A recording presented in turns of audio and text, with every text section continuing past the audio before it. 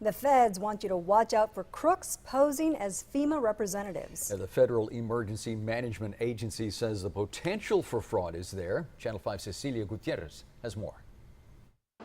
Recovery efforts on Mary Golan Cruz's home is making progress. Golan Cruz says she still needs help, so she applied for FEMA assistance yesterday. We talked to them and they gave us an ID number, and they said that they were going to send me a package to fill out that package and then return it. She's heard of FEMA Impostors, and now that she's applied, it's a new set of worries for her. So it's hard. It's very hard. And then for people to come in and, do the fraudulent stuff that they're doing, it's not fair.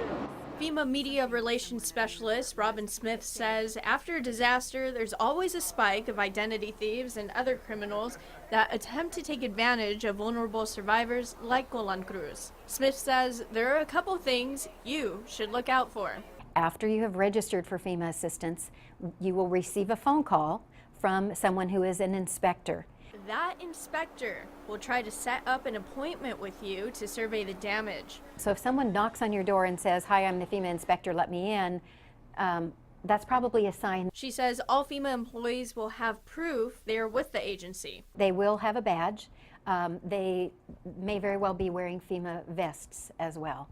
You can always ask the FEMA employee to see their form of identification or repeat the 9-digit PIN you received at the end of your registration. When they show up, they will also be able to give it to you again, and you can confirm. That's how one way you can confirm they are actually the FEMA inspector. Smith says a FEMA employee will always have properly labeled identification. If you see suspicious activity, you should call your local authorities immediately.